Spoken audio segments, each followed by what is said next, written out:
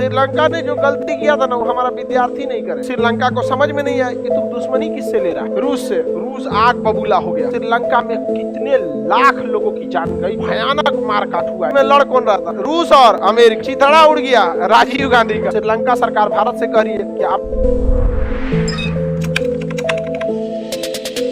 श्रीलंका का सबसे निचला शहर का नाम है हम्बनटोटा। श्रीलंका का सबसे निचला शहर, और यही श्रीलंका के बर्बादी का कारण बना। हम्बनटोटा श्रीलंका के बर्बादी का कारण बना, और ये कारण आज से नहीं चल रहा है, 1975 से इसकी कहानी चलते आ रही है श्रीलंका की। ये लोल है ससुरा तो नहीं है, श्रीलंका इज कंप्लीट लोल। श्रीलंका ने जो गलती किया था ना वो हमारा विद्यार्थी नहीं करेगा। ऐसा गलती किया वहां पर। देखिए, शीत युद्ध के बारे में आपको पता होना। 1914 में एक युद्ध चालू हुआ, प्रथम विश्व युद्ध, जो 1918 में समाप्त हो गया। फिर एक 1939 में युद्ध हुआ जो 1945 में। तो ये प्रथम वर्ल्ड वॉर था, ये सेकेंड वर्ल्ड। लेकिन अभी तक तृतीय विश्व युद्ध हुआ नहीं। तृतीय विश्व युद्ध अब कब होगा किसी को नहीं पता, लेकिन अभी तक हुआ नहीं है। समझ आ रहा है कि नहीं आ रहा है? अभी तक ये हुआ नहीं है। तृतीय विश्व युद्ध होगा तो बहुत भयानक हो जाएगा। 1945 में जब द्वितीय विश्व युद्ध खत्म हुआ तो इसी समय एक और युद्ध चालू हो गया, शीत युद्ध। 1945 से 1991 तक, ये 46 साल तक युद्ध चला था। जैसे ही खत्म हुआ,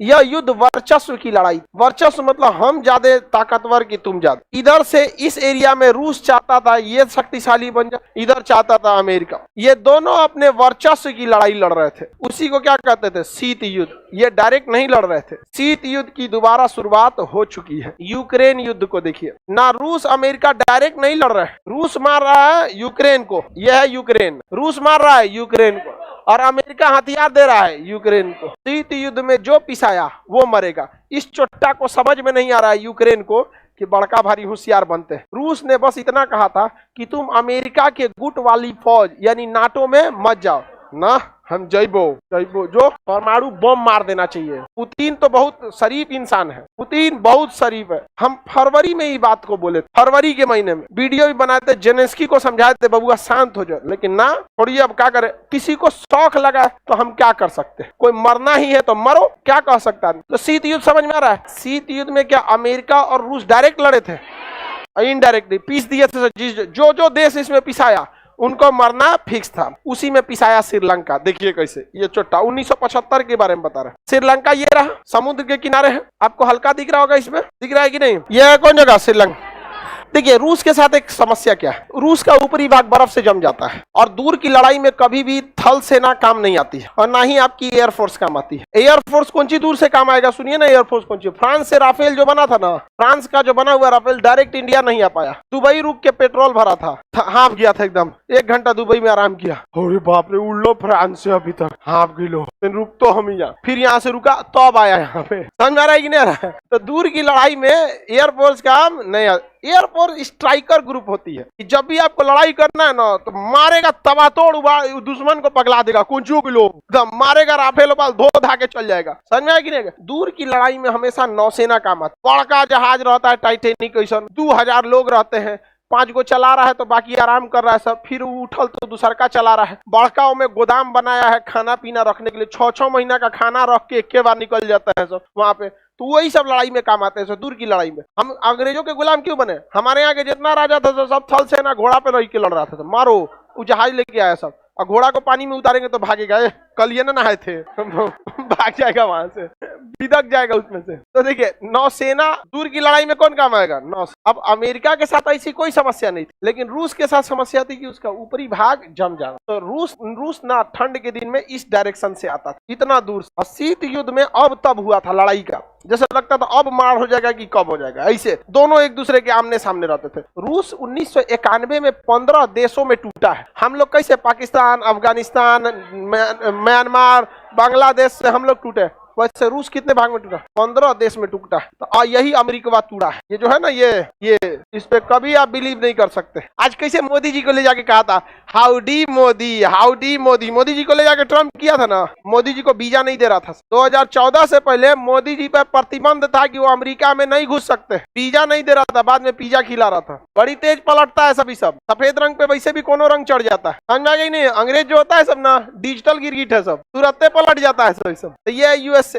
अमेरिका सोचा कि क्यों ना हम एक काम करते हैं, क्यों ना हम काम करते, रूस को इधर ही ब्लॉक मरवा देते हैं, रूस को इधर ब्लॉक। तो उसने श्रीलंका को कहा कि हम अपने नीचे वाला जो बंदरगाह है ना हम्बनटोटा, उसका कुछ भाड़ा ले लो, बगल में क्या 3-4 बीघा हमको भाड़ा पे दे दो, हम वहां रडार स्टेशन ट्रांसमीटर स्टेशन लगाएंगे। तो ये सोचा कि अच्छा बात है, पैसा लेके बना देते हैं। श्रीलंका को समझ में नहीं आया कि तुम दुश्मनी किससे ले रहा है, रूस से। बोले अमेरिका कह रहा है, दिमाग लगाओ लोग, ऐसे थोड़ा शांत रहोगे तो दिमाग काम करेगा। हाँ, रूस अमेरिका को देगा ये, तो अमेरिका से तो दोस्ती हो जाएगी, और दुश्मनी किससे होगी?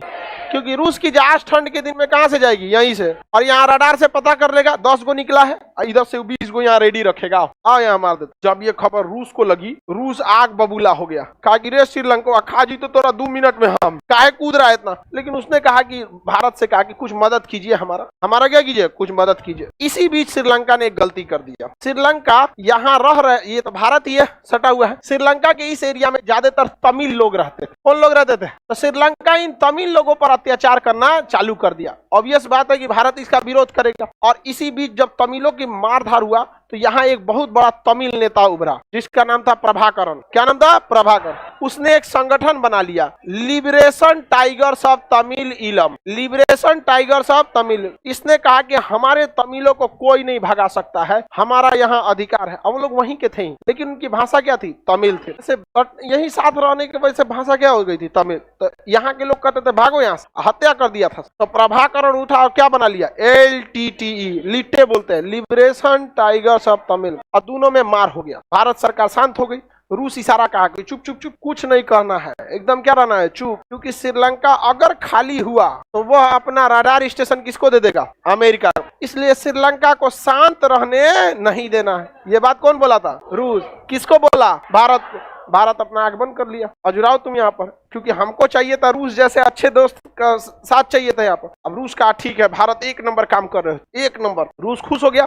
और यहाँ पर क्यों उसका दबदबा हो गया? LTT का। LTT इतने खतरनाक हो गए सब कि इन्होंने अपना एयरपोर्ट बना लिया और अपना एयरफोर्स लेके घूमते थे। सब है कोई मारने वाला, आओ सोचो अम्मी के कैदा है। बताओ, ऐसा उग्रवादी संगठन जिसके पास खुद का एयरफोर्स था, नेवी खरीद लिया, और रूस वगैरह दे भी दिया सब। ले ले ले ले, ऐसे जहाज बनता है, ले जाओ। मिसाइल खरीद लिया, पैरेलल सेना बना के रख दिया LTT वाले ने। और श्रीलंका में कितने लाख लोगों की जान गई, भयानक मारकाट हुआ एकदम। अब भारत, श्रीलंका सरकार भारत से कह रही है कि हमको सब पता है, आप जानबूझ के आंख बंद किए हुए हैं। तो भारत सरकार ने भी इशारा में कहा कि ऊपर रूस जो है ना, रूस, उसको काहे सरदर्द दे रहे हो? तुम यहाँ रडार दोगे अमेरिका को, रूस को यहाँ आने जाने में दिक्कत होगा, तो उसको जब दिक्कत होगा तो तुमको भी दिक्कत होगा। ये दिक्कत के कारण तो तुम ही हो, तो तुम कुछ करो ताकि ये यहाँ से जाए। बाद में कॉम्प्रोमाइज हुआ, काफी ज्यादा मैटर हुआ, एक लंबा मैटर हुआ था। बाद में भारत सरकार ने उनको कॉम्प्रोमाइज भी कराया। यहाँ से अमेरिका क्या हो गया? चला गया। और अमेरिका गुस्सिया गया किसके ऊपर? भारत के ऊपर। कहा कि भारत तुमको हम छोड़ेंगे नहीं, दुश्मनी भारी पड़ेगी। तो भारत ने भी कहा कि हल्का दुश्मनी तो हम लेते भी नहीं। तो हल्का दुश्मनी लेके करेगा क्या आदमी? हम वो दुश्मनी कैसा होना चाहिए? भारी होना चाहिए, तब ना समझ में आएगा। यहाँ पे हल्का दुश्मनी बात करता है यहाँ पर। तो यहाँ से कौन चला गया? अमेरिका। बाद में श्रीलंका किससे मदद मांगा? भारत से, कि देखिए आप ही कहे थे अमेरिका को भगा दीजिए, हम भगा दिए अमेरिका को। अब ये जो हमारे गले ये आफत पड़ा हुआ है, सब एयरफोर्स लेके घूम रहा है, सब LTT वाला, जहां तहां बम गिरा रहा है, इसको मारिए आप यहाँ। तब भारत ने LTT को कहा कि तुम लोग सरेंडर करो, हटो यहाँ से, नहीं तो दिक्कत हो जाएगा, सरेंडर करो। क्या सरेंडर? क्या सरेंडर? अभी तो कर रहे थे, ठीक कर रहा है, सरेंडर कैसे करे? कहा अरे यार तुम लोग अंतरराष्ट्रीय नीति में समझता नहीं, यहाँ कोई दोस्त दुश्मन नहीं होता, सरेंडर करो। कहा ना करेंगे सरेंडर, एयरफोर्स है हमारे पास, नेवी है हमारे पास। भारत सरकार ने इंडियन आर्मी भेज दिया। कहा चल गई वहां पे कौन? Indian army. और इंडियन आर्मी ने शांत कर दिया यहाँ पे। कहा कि तुमको समझ में नहीं आता है, राजनीति में कुछ भी चीज पॉसिबल है, कोई दोस्त और कोई दुश्मन नहीं हो। इंडियन आर्मी को भेजे थे राजीव गांधी, और इंडियन आर्मी ने शांत कर दिया। किसे? LTT को। लेकिन कोई चीज इतना आराम से तो शांत नहीं हो सकती, कुछ ना कुछ तो बचे रहेंगे। LTT वाले भड़क गए सब, और राजीव गांधी को बम से उड़ा दिया। राजीव गांधी को बम से उड़ा दिया गया था, LTT वालों ने उड़ा दिया था। नलिनी नाम था उसका, बम लगाई थी पीठ में, और पैर छूने गई, बटन नीचे रखा था, ऐसे पैर छू के अपने बटन में दाबी, मारा बम ऐसे सीधे, और राजीव गांधी का सीना उड़ गया, छाती उदिया गया था राजीव गांधी का। DNA टेस्ट करना पड़ा था उनके बॉडी का, इतना टुकड़ा हुआ। LTT। ये शीत युद्ध बताइए, ये शीत युद्ध में लड़ कौन रहा था? अमेरिका और रूस और अमेरिका। चिथड़ा उड़ गया राजीव गांधी का। चिथड़ा किसका उड़ गया? राजीव। यही है शीत युद्ध से जुड़ा मार किया सब अपने।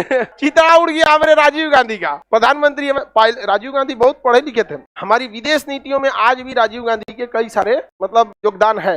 हालांकि काफी मतलब ज्यादा लंबे समय तक तो रहे नहीं, बमें उड़ा दिया सब वहां पर मार के यहाँ। और बाद में एलटीटी जब कमजोर पड़ गई, क्योंकि इंडियन आर्मी ने तो किसी को कमजोर कर दिया था, एलटीटी को कमजोर कर दिया था, तो बाद में यहाँ पर श्रीलंकन आर्मी दोबारा उसे ओवरटेक। और जब श्रीलंकन आर्मी इनके ऊपर ओवरटेक की तो श्रीलंकन आर्मी ने सारी हदों पार कर दिया। छोटे छोटे बच्चों को मार दिया एलटीटी के, पूरा जिंदा जला दिया था सब। अब इसके ऊपर अमेरिका आ गया। अमेरिका बहुत खचरा है, वो जिंदे में भी नहीं छोड़ता, मरने में भी नहीं छोड़ता। अमेरिका आया श्रीलंका पे, क्या किया तुमने? मासूमों को मारा, एलटीटी के छोटे छोटे बच्चों को मारा। तुम्हारे ऊपर ना लोन देंगे, ना कर्जा देंगे, ना वर्ल्ड बैंक से देंगे, ना आईएमएफ से देंगे, कहीं से पैसा नहीं देंगे, भगो तुम यहाँ पे। वो तो दुश्मनी निकाल रहा था दूसरा। इसलिए बड़े लोगों से सोच समझ के दुश्मनी और सोच समझ के दोस्ती। बड़े लोगों के लिए सिद्धांत, बिजनेस बड़ा बड़ा चीज मायने रखता है। इंटरनेशनल रिलेशन में कोई किसी का नहीं होता है। तो ये हम्बन टोटा बंदरगाह के चक्कर में इतना तामझाम हुआ वहां पे, श्रीलंका की पूरी अर्थव्यवस्था उड़ गई। ये जो एयरफोर्स, ये जो था सब एलटीटी वाला जहाज में लेके उड़ता था, सही से देखता था, अरे पुल बना है, पुल बम गिरा दो, धाए पुले उड़ा दिया। जहां तक हमारा सब श्रीलंका की अर्थव्यवस्था डुबा के रख दिया। और भारत और श्रीलंका के बीच में संबंधों में खटास आ गए, क्योंकि जो तमिलनाडु राज्य था उन राज्य के लोगों की बहुत ज्यादा भावनाएं आहत हुई, क्योंकि तमिल लोगों को यहाँ घर में से निकाल के श्रीलंकन की आर्मी मारी थी। वहां पे बहुत सारे औरतों का रेप किया गया, छोटे बच्चों को गला काट के मारा गया, सामने फैमिली के सामने नरसंहार किया गया इसे, जिस वजह से तमिल के लोग श्रीलंका के लोगों को पसंद नहीं कर सके। इसलिए देखिएगा, श्रीलंका की मैच होती है तो तमिलनाडु में नहीं होता, चेन्नई में मैच ना होता है। श्रीलंका की टीम आएगी ना तो चेन्नई में मैच रोज नहीं होता। इवन कि अगर उनका मैच वानखेड़े स्टेडियम में भी होता है, ग्रीन पार्क में भी होता है, या कहीं पे भी ना, तो तमिलनाडु के लोग विरोध करने लगते हैं। ये चोट्टा सबको यहाँ से हटाना चाहिए। जिस तरह से कश्मीर पे पाकिस्तान ने अत्याचार किया ना, मेन अत्याचार तो पाकिस्तानी की वजह से सारा झमेला, उसी तरह तमिलों पर ज्यादा अत्याचार किसने किया था? श्रीलंका। और ये सारा तांडव रचा गया शीत युद्ध के वजह से। अमेरिका को यहाँ ट्रांसमीटर स्टेशन लेना जरूरी था। अच्छा, ई बैला को देना जरूरी था। कहता कि ना हम नहीं देंगे, मछली मारेंगे वहां हम बैठ के। हाँ ना, नहीं देना चाहिए कभी भी नहीं।